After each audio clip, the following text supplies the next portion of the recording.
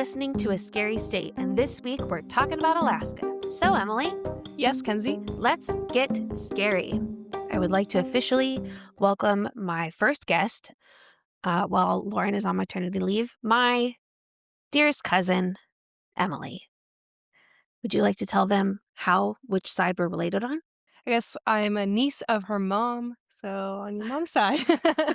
Our moms are sisters, so give Emily a round of applause.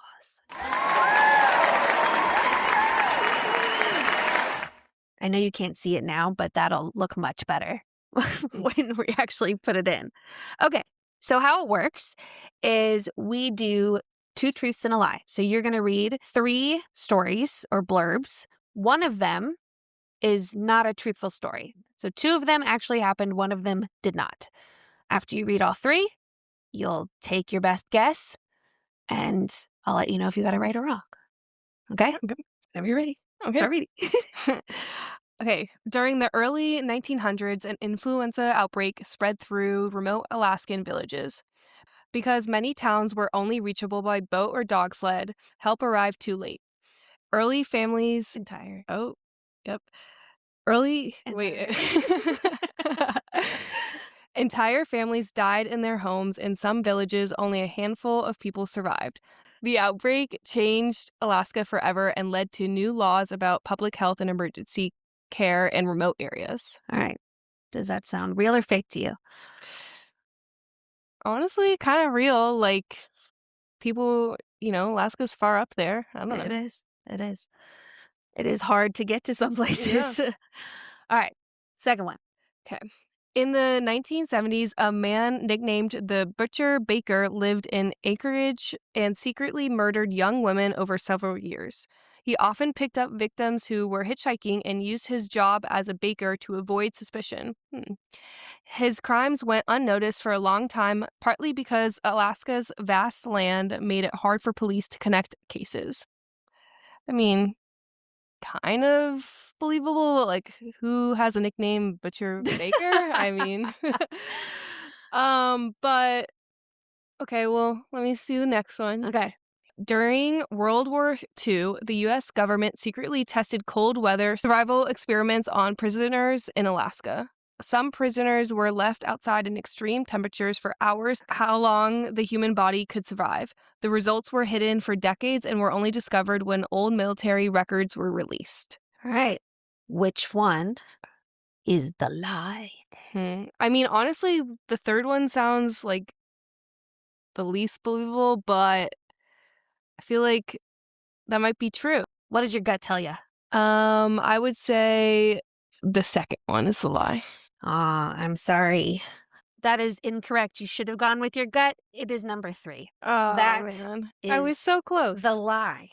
I said that I thought it might be the lie. You were on the right track. That's why I said trust your gut. I didn't think you would then change your answer. I thought that was the obvious answer. I don't know. Sometimes the obvious answer you're is right, the you're right. answer.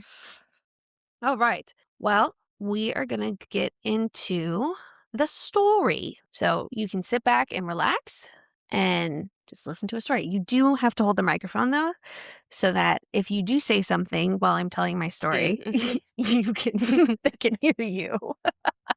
Alrighty. So we're going to start off with some statistics.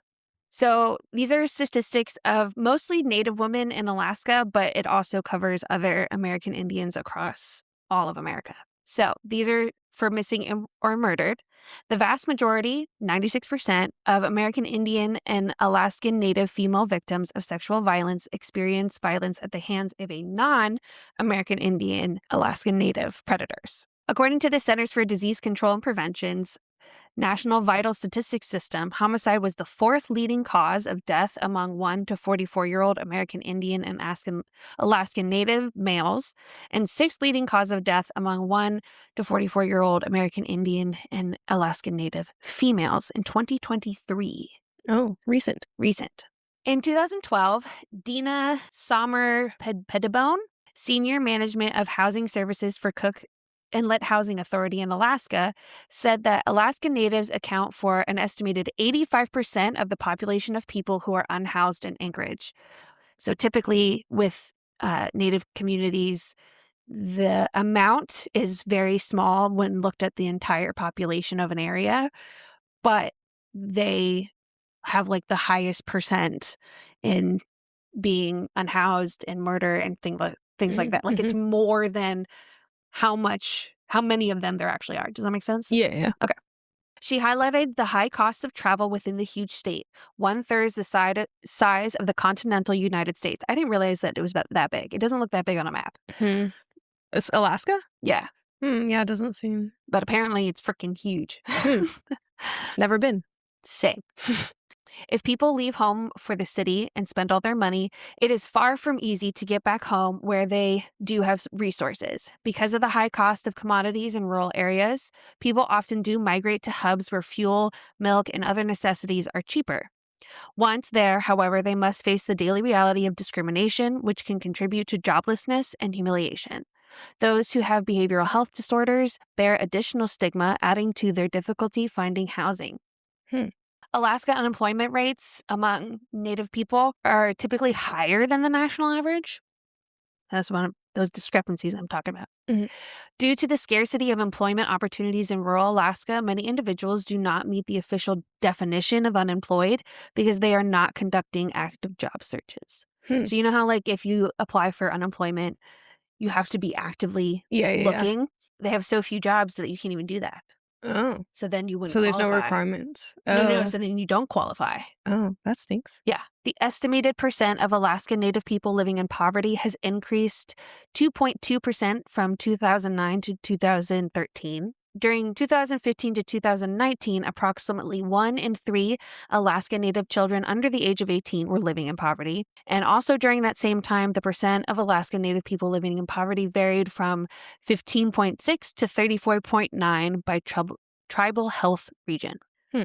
According to the Indian Health Service, high rates of alcohol and substance abuse, mental disorders, suicide, violence, and behavior-related chronic diseases in American Indians and Alaska Native communities are well documented. American Indian, Alaska Native, and Native Hawaiian people experience significantly higher death rates than the general population does. Many factors contribute to the disproportionate number of deaths for the size of each population, including tuberculosis, alcoholism, motor vehicle crashes, diabetes, accidents, suicide, homicide, and other cases. Life expectancy is 6 years lower than the U.S. average. Really? That's Yeah. interesting. So, because of a lot of these things, their life expectancy is shorter than ours. So these are some recent findings from the 2018 National Survey on Drug Use and Health. 10% of Native Americans have substance use disorder. 4% of Native Americans have illicit drug use disorder. I don't know what the difference is. I'm assuming maybe substance covers a lot more, like maybe like marijuana or something versus illicit. Sounds bad. Yeah, yeah. So 7.1% of Native Americans have an alcohol use disorder, and nearly 25% of Native Americans report binge drinking in the past month. So I say all this because it applies, sadly, to the victims in our story. Okay. On September 19th, 2019, a woman was standing near a grocery store in Anchorage, Alaska. A man with a foreign accent pulled up in a black Ford Ranger.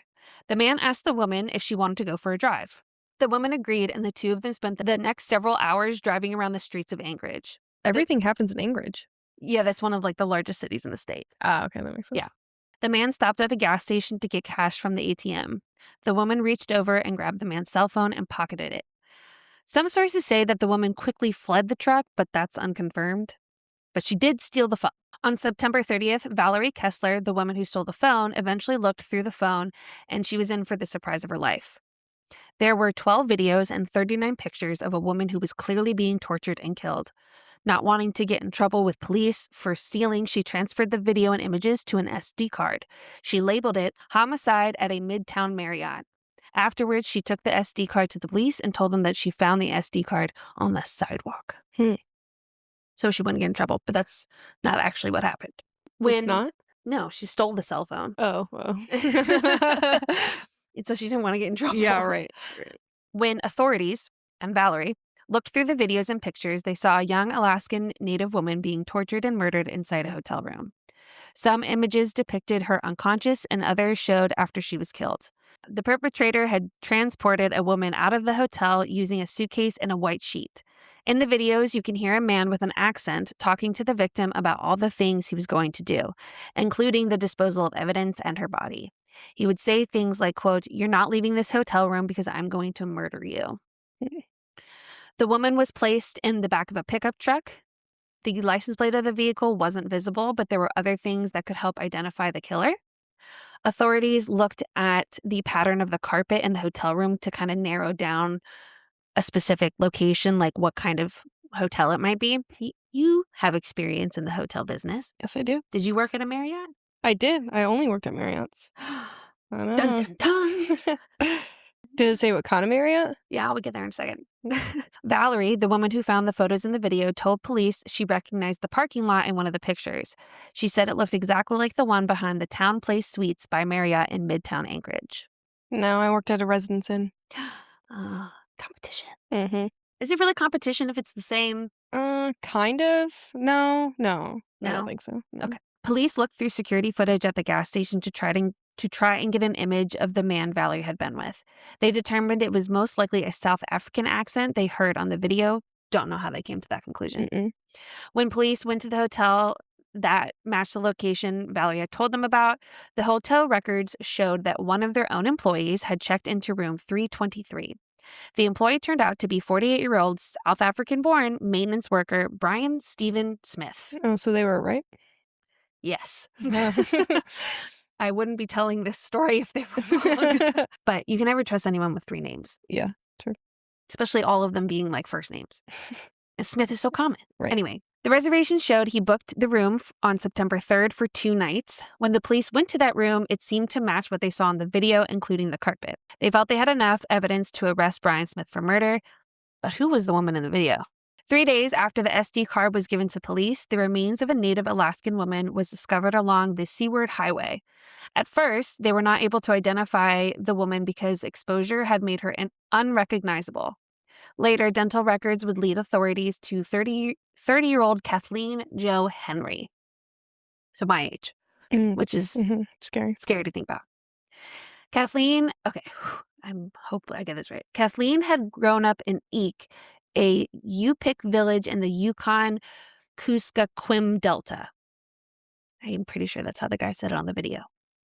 Kathleen was divorced, and in the years leading up to her murder, she had been struggling with addiction.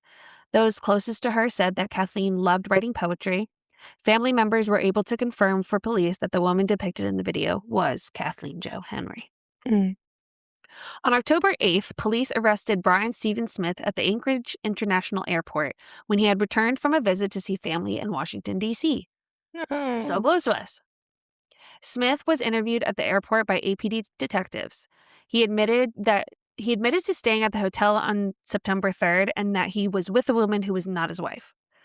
He also told police that he had gotten into an intense argument with his wife and therefore drank really heavily. So he doesn't remember everything, conveniently. Smith told police that he wasn't with Kathleen, but a different woman that worked at the shelter, and he dropped her back off there afterwards. So he's trying to say that I was there, but I was with a different woman. Yeah. Despite all the evidence that was shown to Smith, he continued to deny his involvement. He admitted the voice, this is hilarious. He admitted the voice sounded like him and that it was his car that they could see in some of the photos. So you see these interrogation tapes. And he admits to being like, oh yeah, that sounds like my voice, and that sounds like something I would say, and that definitely that is my truck. But he didn't commit the murder? Exactly. Exactly. Likely story. After almost 4 hours of interrogation, Smith finally admitted to his crimes, more or less. Police asked him if they were going to find any more bodies or come across missing people in South Africa. Smith said no, but one of the detectives bluntly asked him if Kathleen was the only person he murdered, and Smith said yes. He admitted to have done that? Yep. Right as the detectives were about to end the interview, and while Smith was signing his confession, he asked them if they were in a hurry to get home. He had something else he wanted to tell them. He couldn't quite remember, but either in 2017 or 2018, he shot an older woman in the head because she wouldn't shower. What? I'll explain. He decided to bring the woman home back to his house, where he spent over an hour with her in her basement doing I don't know what. Smith started to become frustrated with the woman when he insisted that she take a shower, and the woman refused. Apparently, she smelled horrible, and he didn't want the smell to linger and his wife to find out. But she, I guess, was refusing to take a shower. Well, why did he take her back? He didn't. He picked up one of his guns and shot her in the head. Oh. Yeah. Thunk. That's the version we have. Who knows if that's actually what happened? Yeah. Maybe she smelled just fine and he's making the story up completely. I mean, we don't know. But regardless, the end result, he shot her. Smith was shown pictures of missing women from around that time to see if any of them might have been the victim he is describing. He immediately identified the first photo as the woman he had been with and had shot. The photo was of 52-year-old Veronica Abachek. Similar to Kathleen, Veronica struggled with homelessness. Her family had last seen her in July of 2018. Veronica's last confirmed sighting was at Ben's Cafe in Anchorage in October of that same year. It's a shelter. Both women actually have been seen there, but Veronica was there frequently and had relationships with people in there, like friends, and people knew her and things like that. Yeah. I'm not sure how much or how often Kathleen stayed there. Gotcha. But I do know at one point she did. Her daughter reported her missing and held out hope that her mother would be found. Police collected evidence from Smith's house. They were able to find a small blood stain on the carpet in the basement that his wife had assumed was red wine. The police also found many other SD cards, so similar MOs. More or less, because technically the other lady made the SD card, but if she didn't, I bet he would. Yeah. The police also found the SD cards among Smith's many electronic devices. He weirdly had an odd amount. Or not an odd amount. Yeah, an odd amount. A lot that one doesn't normally have. One of them, police found footage and images of Veronica Abachek's murder. So he's got a kink for filming things and taking photographs. Well, I don't know why he said she was the only one that he killed, and then, a little bit later just admits to killing these other people. He also pleads not guilty at the trial. So, this man never stays consistent. We'll get there. Smith told police that he had put Veronica in a trash bag and drove out to a rural location. He left the bag by the tree line, which meant it was visible from the road. Because of this, Smith knew that Veronica had already been discovered. He had driven past the spot a few times, checking for the bag from the roadway. Veronica had in fact been found by berry pickers in April of 2019, and it was the same location that Smith led detectives to. So it is her. Brian Smith, so this is a little bit about him. Brian Smith was living in Anchorage, Alaska with his wife, Stephanie Bisland. The two had been married since 2014. Now get this. There's a picture of some employment authorization card. It kind of looks like a passport, but I guess it's for work. And it looks like it was valid from 2014 to 2015. Him and his wife got married in 2014, and she's 2 decades older than him. So you think it was to stay there? 100%. I think he used her to get a green card. Yeah. I have no proof. That's just my opinion. But yeah. He's not a good guy. Right. So Smith came across as an avid outdoorsman who loved exploring the Alaskan wilderness. He took many videos and pictures of his adventures. Smith grew up in Queenstown in Eastern Cape Province in South Africa. He attended Queen's College and later joined the military. Friends of Smith from his home country described him as quiet and standoffish. Very sus. He eventually moved to the United States and became a naturalized American citizen. Around that time, he worked for Dowell, D-O-W-L, I don't know, it's all caps. The video I watched explained what it did, but I didn't take the time to write it down. But he was a materials tester. What materials those were, I don't know. But that is where he met his girlfriend, 39-year-old Alicia Youngblood. So he's cheating on his wife. Yeah. Well, we knew he's also cheating on his girlfriend. Right. So as the relationship between Smith and Alicia grew more intense, they began sharing these increasingly extreme fantasies with each other. At first, Alicia thought of Smith's fantasies as just stories. Then, Smith shared a video with Alicia that appeared to show him in the act of killing another Alaskan woman. Or a different Alaskan woman. Alicia was disturbed and terrified. Of course. Thankfully. She reported the incident to the police. This report came a whole year before Valerie found the SD card. So he's been talked about before. Yeah. For practically the same thing. Alicia explained to the police that she knew this particular video was real and that the so-called fantasies were actually real stories. She worked with police for months to gather information about Smith. She provided them with text messages and disturbing videos he would send her. Most of those videos could be matched to other videos online, so like those were considered like fake. Yeah. But this one video specifically, she's like, no, this is real. Like, he actually did this. When asked why he would do something like that, she replied, quote, to release anger and vent and to get it out of him. The police did not feel like they had enough to move forward, and nothing happened. What? So that was it. She even went to one of the neighborhoods that she knew that like maybe possible victims were frequent, and she was like knocking on doors asking if anyone was missing or anything like that, because she really believed that in this video she was seeing him commit a murder. Yeah. But she couldn't find anyone, number one, like who was missing. So she did ask the police to be kept informed and things like that. My thing is, you didn't even talk to him. Right. Like, this is all crazy stuff. Yeah. You know, I'm sure he would have lied and said, no, it's not real, blah, blah, blah. But you didn't even talk to him. Right. And then a year later, practically the same thing happens. A woman comes in and says, I have this video of this man murdering this woman. Yeah, why'd they let it slide the first time? Because probably they didn't believe her, unfortunately. According to Smith, he was making it all up. He also told Alicia that he had killed a 15-year-old woman in South Africa and proceeded to go on to kill 6 more people, and then joked like, oh, ran out of women here. Let me go to Alaska. Oh my gosh. I 100% think he did it. Well, yeah. He was apparently making all that up as well. So this means there is a possibility that he is responsible for killing at least 3+ women. Some people have theories about who the third woman might be, and it's another missing Alaskan Native woman, but police can't confirm for 100%, so nothing comes of that. So he's only ever charged. So Brian Stephen Smith was finally convicted of the first-degree murders of Kathleen Jo Henry and Victoria Abichuk in 2024.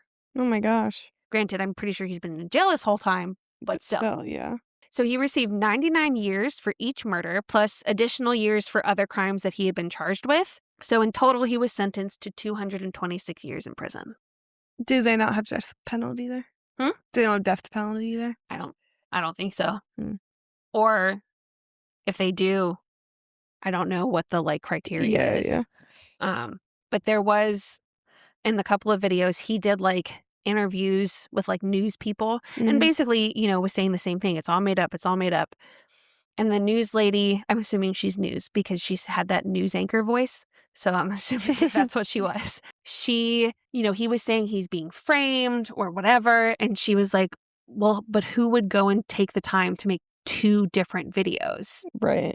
And he was like, well, you know, I don't know. Like, that's why it's this big cover up. And she's like, by who? And he's like, the FBI or the Anchorage police. But it literally shows him doing it? Not his face. You never see his face. Got it. But between the video, because those videos were found in his home, the voice matched him. He essentially, at one point or another, admitted everything. Right, I was about to say he did, he said he committed it. It's crazy that it took him so long to get convicted if it was like literally had video evidence. Well, 1, the justice system is slow. Yeah. 2, we had COVID in between that. It's true. And this was in late 2019. Yeah. So I'm sure that played a part into it. And number 3, you got to wonder if things weren't hurried along because the victims were not people that were considered high priority. Yeah. Or things like that. Yeah. So, in conclusion, there are some positive statistics involving Alaska Natives. I didn't want to make it all negative. The Alaska Native population increased by approximately 5% between 2010 and 2020. High school completion among Alaska Natives had been increasing since 2009 and is currently estimated at 83%. That's good. More than a third of Alaska Native adults have completed some college or received a college degree. And there was one thing I saw where it was like calculating the entire population, and the group among that population that was the most were like elderly people, like 65 and up or whatever, which is a big deal because when your average lifespan is pretty short, to have Yeah. people, a lot of people in this age bracket, I Yeah. can only assume is a good thing. Yeah. Makes sense. So that is the unfortunate and very sad story of Kathleen Joe and Victoria Abachuk.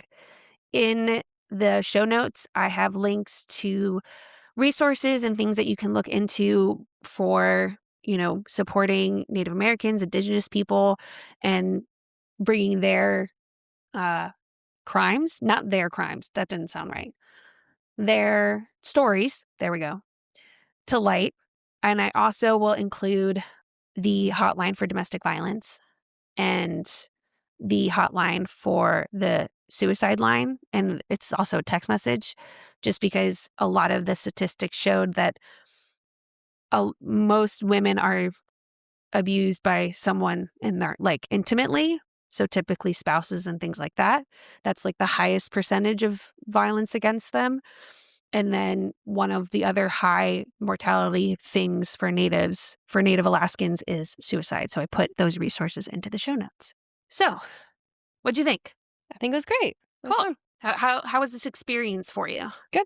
Yeah, very casual. Yeah. See, totally cool. Just Totally listening to laid the back. story. Yeah. It'll be a bit shorter than it typically is, but that's because we're down a story. Yeah, I was gonna ask how long is it normal? It's normally longer. It's normally, we can get we're typically over an hour, but that's also because when Lauren and I get together, we yap, yap, yap, yap, yap, yap, yap, Yeah, yap, yeah, yeah. yap. And then 13 minutes in, then we'll do the state facts which is another 3 minutes. So it makes the state facts section 20 minutes. Yeah. And then each of our stories are between 20 and 30 minutes, depending. How long does it take you to edit this if you have to cut out so much? Typically, if it's 30 minutes, it'll take me maybe 40 minutes because I might have to stop, take it out, and re-listen to it. Yeah. But it's not, but because I'm also taking some out, it also lessens the time. Right. So it's, it really doesn't take, this will probably take me 45 minutes in the end. So thank you, Emily, for coming on the show. Thank you for having me. Tune in next week for our next special guest. No idea who that will be, but I'm sure it'll be great. Although next week might be the skip week because hopefully by sometime, either when this is coming out or sometime very soon after that, Lauren has had her baby. So stay scary and stay safe.